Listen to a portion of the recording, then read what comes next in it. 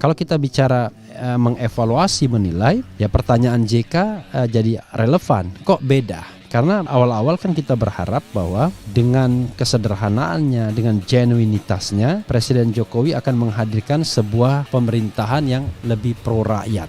Sekarang pertanyaannya adalah, apakah dalam masa pemerintahan Presiden Jokowi itu sudah mengarah ke sana atau tidak? Justru sebaliknya barangkali kok mengarahnya kepada different direction. Kalau kita bicara tentang politik, tidak ada orang politik yang 100% bersih, wangi, ya, tidak ada cacatnya, ya. Semua kita barangkali ada catatan-catatan. Yang jelas kita sendiri yang lebih tahu catatan itu.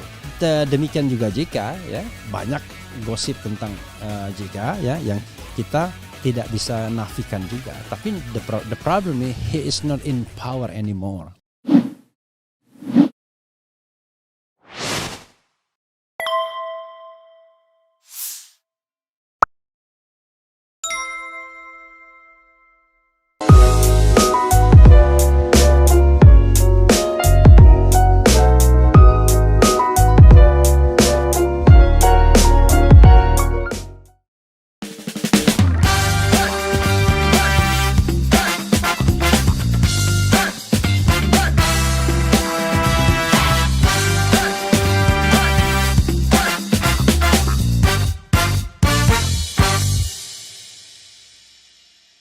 Assalamualaikum warahmatullahi wabarakatuh, Sobat RH sekalian. Jumpa lagi kita di channel yang keren ini. Keren cadas ya Sobat semuanya. Kita sekali lagi akan membahas mengenai perilaku Jokowi. Jadi seperti Obama pernah bilang, change, yes we can.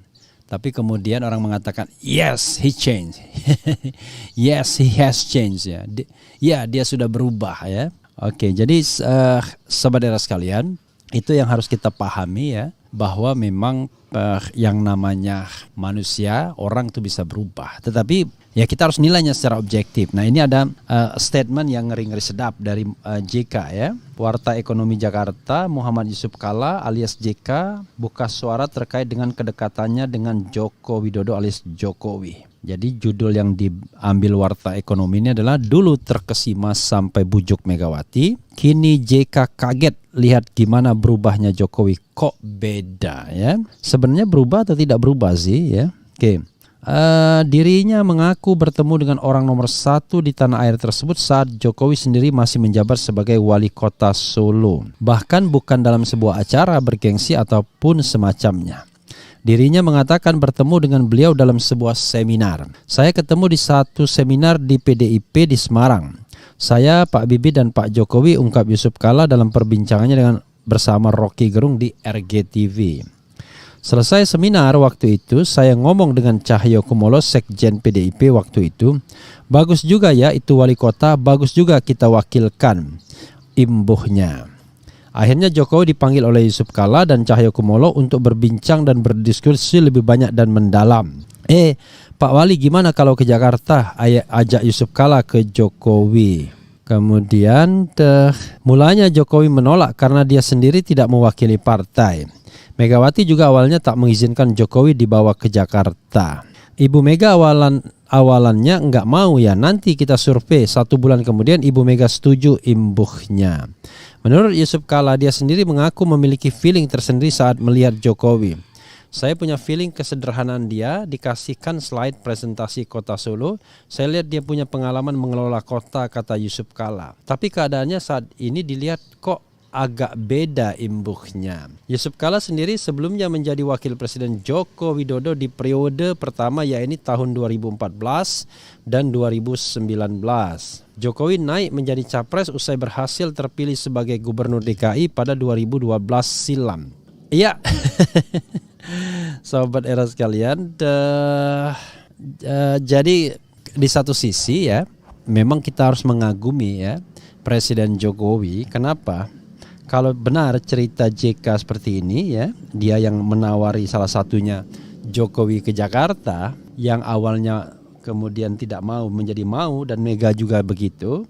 maka hebat sekali yang namanya Jokowi ini. Kenapa? Dia dinominasikan oleh Gerindra, ya kan? Tetapi kok dia bisa menjadi lawan dari Ketua Umum Gerindra Prabowo Subianto bahkan 2 kali dan menang pula. Diajak oleh Jokowi ke Jakarta, diajak JK ke Jakarta, kok bisa? Malah dia yang menjadikan JK sebagai wakil presidennya dan dia presiden. Very luar biasa ya. Jadi dari sisi itu ya memang Jokowi punya keberhasilan yang luar biasa kalau kita bicara election. Jadi 2 kali menang di pemilihan wali kota Solo, 1 kali menang di pemilihan gubernur DKI, dan 2 kali menang dalam pemilihan presiden. Seandainya nanti ada pemilihan lagi, misalnya dia jadi wakil presiden, misal ya, jangan-jangan menang lagi. Jadi rekor menangnya sudah 5.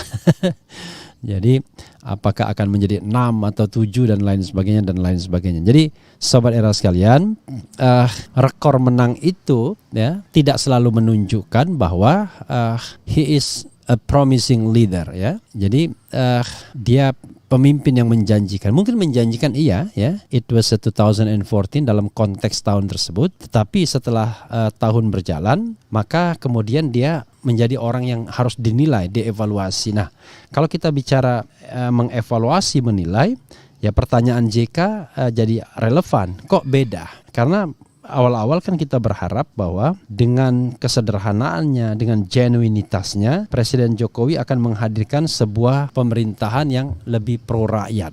Apalagi dia kemudian mengusung tema Trisakti misalnya yang merupakan peninggalan Bung Karno. Berdaulat dalam bidang politik, ya, kemudian berdikari dalam bidang ekonomi dan berkepribadian dalam berkebudayaan. Sekarang pertanyaannya adalah, apakah dalam masa pemerintahan Presiden Jokowi itu sudah mengarah ke sana atau tidak? Justru sebaliknya barangkali kok mengarahnya kepada different direction. Secara ekonomi kita tidak lebih mandiri, ya, bergantung sangat pada pinjaman asing terutama Cina. Secara politik seolah-olah kita tidak berdaulat, ya. Terus-menerus tenaga asing masuk ke Indonesia dan seolah-olah Indonesia tidak punya bargaining power atau bargaining positions. Termasuk juga dalam peta geopolitik dunia, persaingan antara timur dan barat, antara barat dan China, seolah-olah kita menjadi yang namanya medan pertempuran, walaupun ini pertempuran ideologi, bukan pertempuran fisik, ya. Jadi bukan hard war tetapi soft war, ya. Tetapi kita menjadi medan pertempuran, itu yang jadi field of war, ya. Dan yang paling penting adalah kita kok sebagai bangsa, apakah kita merasa dirinya stronger, lebih kuat dibandingkan sebelumnya? Apakah kita lebih kuat secara ideologi, lebih kuat secara ekonomi, lebih kuat secara politik, ya? Kemudian lebih punya kepribadian. Nah, this is the question yang harus kita jawab secara genuine, secara ikhlas, secara jujur, ya. Kalau jawabannya yes, then kita akan apresiasi Presiden Jokowi sebagai presiden yang berhasil. Tapi kalau jawabannya tidak, ya maka there will be no legitimasi untuk suksesornya yang menyatakan atau ditahbiskan sebagai putra mahkota. Itu persoalannya. Jadi kalau jawabannya, kalau apakah kita lebih mandiri secara politik? Kalau jawabannya yes, berarti baik. Apakah kita lebih berdaulat secara politik? Kalau jawabannya yes, berarti Jokowi lebih baik. Apakah kita lebih mandiri secara ekonomi? Kalau yes, Jokowi lebih baik. Apakah kita lebih berkepribadian? Kalau jawabannya yes, Jokowi lebih baik. Nah, pertanyaannya apakah iya jawabannya? Nah, itu yang harus kita underlining, kita garis bawahi, ya. Oke. Sobat Era sekalian, coba kita bacakan komentar Sobat Era terkait dengan ini.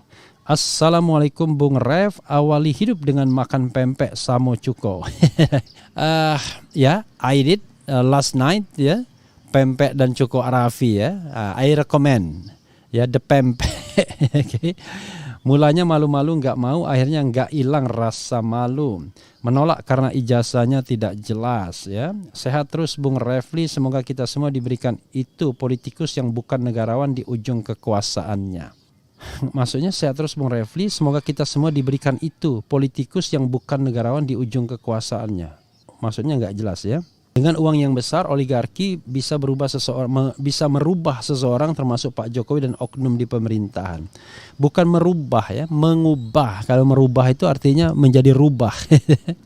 Hebat, bisa bikin orang terpesona, tapi itu hanya topeng saja. Menolak karena ijazahnya tidak jelas. Ternyata KPU bisa juga ditipu, oligarki juga punya peluang gelontorkan uang karena si Joko bisa dijadikan boneka. Andaikan terbukti di pengadilan secara sah bahwa ijazah Jokowi palsu, maka hancur semua kepercayaan rakyat. Pertanyaannya adalah tingkat kepercayaan kepada pemerintahan tinggal 60-an persen. Jadi yang hancur tuh yang 60-an persen itu ya. Di RH udah dibahas uang yang 100 triliun rekening Joshua belum ya? Undang lagi dong Bang, Bu Irma. Ya, oke, nanti ya ke Bu Irma kayaknya sudah lagi di luar kota nih. Masyarakat Indonesia hidup dengan legenda Bung Refli. Yang aneh-aneh itu yang dilihat orang, makanya sinetron laga itu yang laku walau nggak masuk akal. Klaim-klaim hebat-hebat tapi nggak nyata itu yang didengar orang. Channel Kadrun. Hati-hati JK oportunis sejati. Oke ya. Sobat era sekalian, kalau kita bicara tentang politik, tidak ada orang politik yang 100% bersih, wangi ya, tidak ada cacatnya ya. Semua kita barangkali ada catatan-catatan. Yang jelas kita sendiri yang lebih tahu catatan itu. Demikian juga JK ya, banyak gosip tentang JK ya yang kita tidak bisa nafikan juga. Tapi the problem is he is not in power anymore. Ya, karena itu sama seperti Susnodo Aji misalnya, he is not in power anymore. Jadi not necessary untuk ketika seseorang menyampaikan kritik, kita kemudian mengkritik, emang siapa lu? Itu nggak relevan. Yang kita lihat adalah apakah kritiknya benar atau enggak. Karena kalau kita balikkan kepada orangnya, tidak akan ada manusia yang sempurna. Bahkan nanti tidak akan ada kritik, karena semua kritik akan dibalikkan pada logika seperti itu. Maka hanya malaikat yang berhak mengkritik, nggak boleh begitu. Kekuasaan melaju begitu saja tanpa adanya counter power. Padahal counter power itu bisa jadi dari orang yang tidak lebih baik daripada yang dikritik. Tapi itu penting bagi negara ini. Jadi datang dari siapapun kritik itu ya, itu tetap menjadi penting bagi negara ini untuk menjaga kewarasan publik. Seorang pencuri misalnya, dia seorang koruptor menasihati kita jangan korupsi, nggak ada masalah karena nasihatnya benar. Yang tidak benar perilaku dia. Tapi nasihat dia itu benar, ya kan? Seseorang yang biasa misalnya menikah berkali-kali bilang jangan berpoligami, mungkin nasihatnya benar ya kan, dalam konteks tertentu bisa juga tidak benar, tetapi intinya adalah kita tidak boleh menjudge nasihat itu karena kita kemudian hanya melihat latar belakang orang itu. Seperti Imam Ali bin Abi Thalib mengatakan, lihatlah lagunya ya kan, don't judge the singer, judge the song. Jadi kalau misalnya kita ingin melihat nasihat itu, jangan lihat orangnya, jangan lihat siapa yang menyampaikan nasihat itu, tapi lihatlah apa nasihatnya. Nah, kalau kita bicara lihatlah apa nasihatnya, ya kemudian kita akan tahu apakah memang kemudian yang dikatakannya benar atau tidak ya. Oke, kita bacakan ya lagi ya. Jadi saya tidak menolak kalau ada kata-kata JK oportunis ya, karena itu juga banyak disebut orang.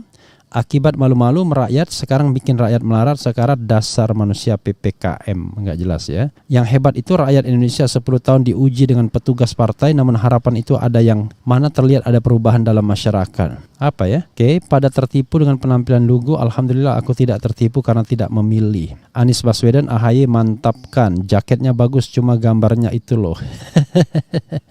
Oke, sobat era sekalian, jadi memang this is a controversial about the picture ya.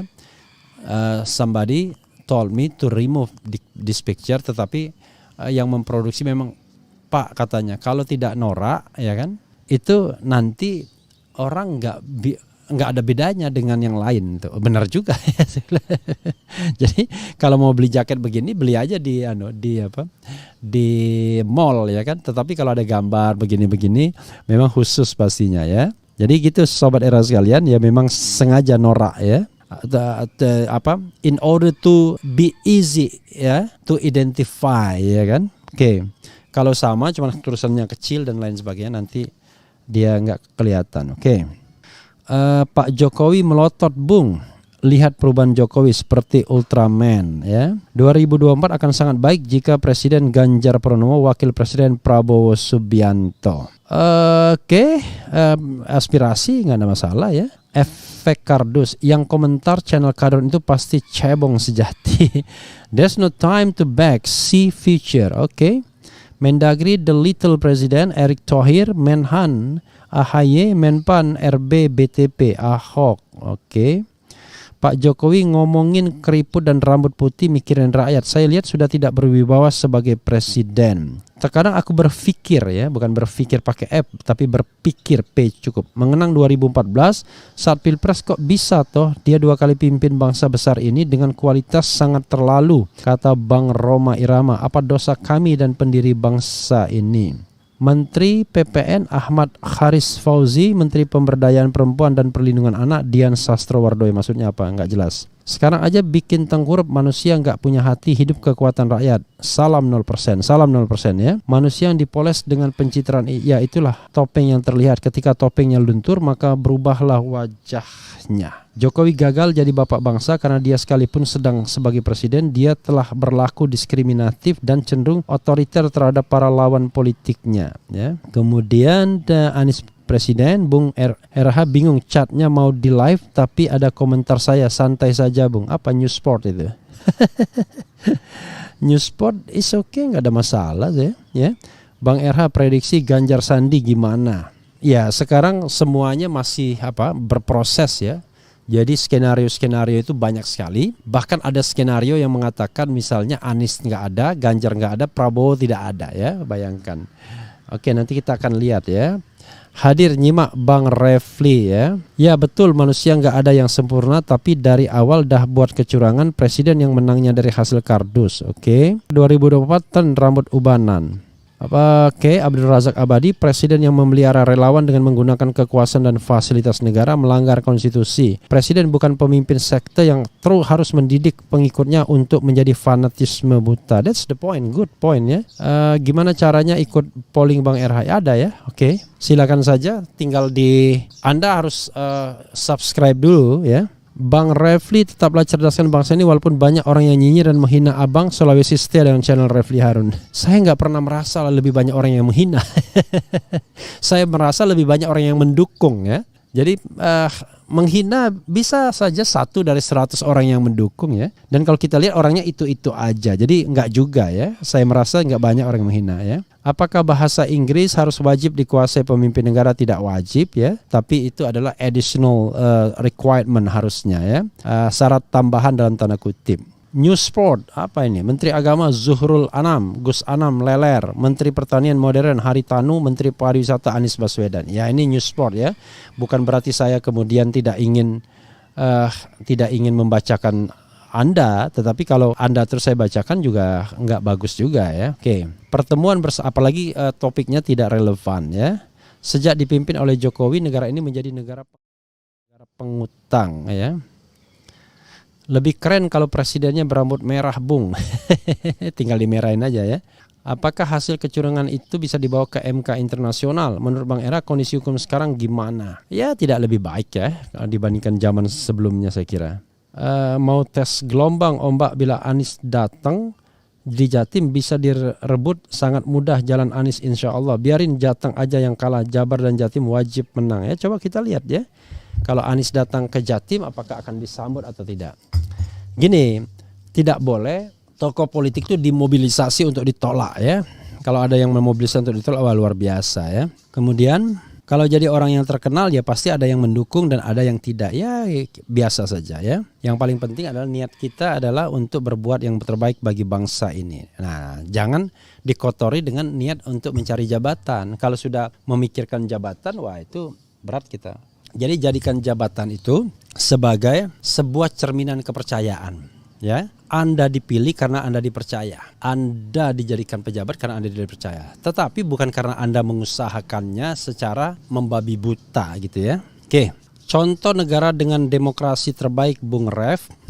Kalau kita bicara demokrasi itu pakai indikator, misalnya indikatornya Freedom House. Biasanya yang masuk kategori terbaik itu biasanya negara-negara Skandinavia, misalnya Norwegia, Swedia, kemudian Denmark ya, Finlandia, jadi Swiss juga. Jadi negara-negara itu yang kadang-kadang sering disebut sebagai negeri dengan demokrasi terbaik. Tapi soal value jangan kita samakan. Value kita sama value mereka berbeda. Kalau di sana misalnya dibolehkan perkawinan LGBT, ya nilai itu tidak perlu kita ikuti dalam konteks Indonesia yang mayoritas Islam.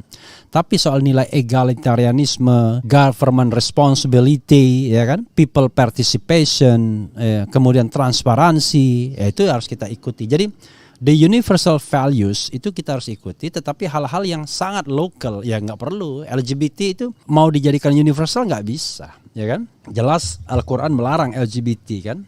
Ya, sobat era sekalian, itu saja ya. Wassalamualaikum warahmatullahi wabarakatuh.